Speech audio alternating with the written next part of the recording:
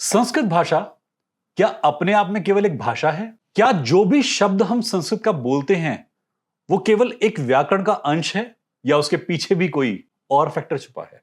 हर एक शब्द जो वर्णमाला में आता है हिंदी में या संस्कृत में, वो अपने आप में एक बीज मंत्र है।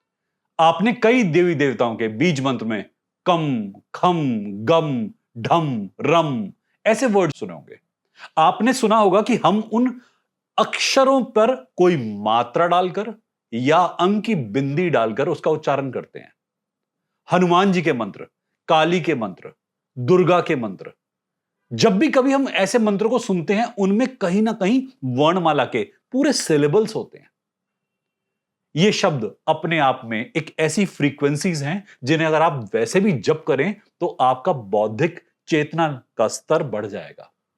अगर अपने बच्चों को आप संस्कृत लैंग्वेज का पाठ कराना शुरू करें, संस्कृत लैंग्वेज पढ़ाना शुरू करें, बच्चों की मेधा शक्ति, उनका सबकॉन्शियस ब्रेन डेवलपमेंट होगा। हम कई बार काम कर चुके हैं कि जब आप संस्कृत बोलते हैं आपकी जबान साफ होती है। जैसे हम कहते हैं उर्दू बोलने से, संस्कृत बोलने से जबान साफ होती है। ये लैंग्वेज ऐसी हैं जो आपकी जबान पे अंकुश लगाती है, बांधती है उन्हें, जबान फिसलती नहीं है। लोग समझते हैं इंग्लिश बोलने से नरेशन अच्छा होता है, इंग्लिश बोलने से आपकी भाषा मजबूत होती है, आपकी जबान शुद्ध होती है। ऐसा नहीं है। जब आप संस्कृत में बोलते हैं, संस्कृत के शब्द भी ऐसे हैं, उनका साइंटिफिक मीनिंग है, जो दिखता है वही बोलते हैं। कई बार लोग कहते हैं, मैंने एग्जाम्पल के तौर पर बताया भी था पहले कि बनाना, कि आप क्या खा रहे हैं? बनाना खा रहे हैं। क्या आप पूरा बनाना खाते हैं? नहीं। संस्कृत में कहते हैं कदली फलम, कदली के अंदर का फल।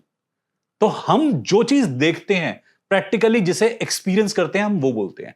इस लैंग्वेज को बार बार बोलने से आपका सबकॉन्शियस ब्रेन डेवलपमेंट होता है, आपका हाइंड ब्रेन, आपका हिडन ब्रेन डेवलप होता है।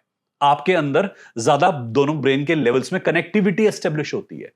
जितना आप इसका उच्चारण करेंगे आपके चक्र खुलने शुरू होते हैं। हमने कई बार केवल वर्णमाला के बीज का उच्चारण किया, वर्णमाला के अक्षरों का, स्वरों का उच्चारण किया, उससे ही मेडिटेशन जोन स्टार्ट हो गया।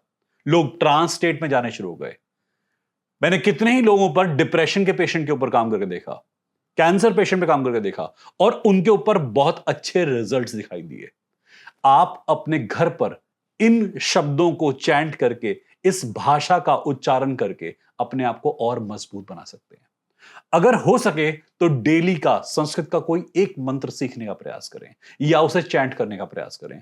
आप देखेंगे कुछ दिनों के अंदर आपके पूरे ऑरा में चेंज आएगा। जो नेगेटिविटी है बॉडी से, वो ड्रेन आउट होनी शुरू होगी।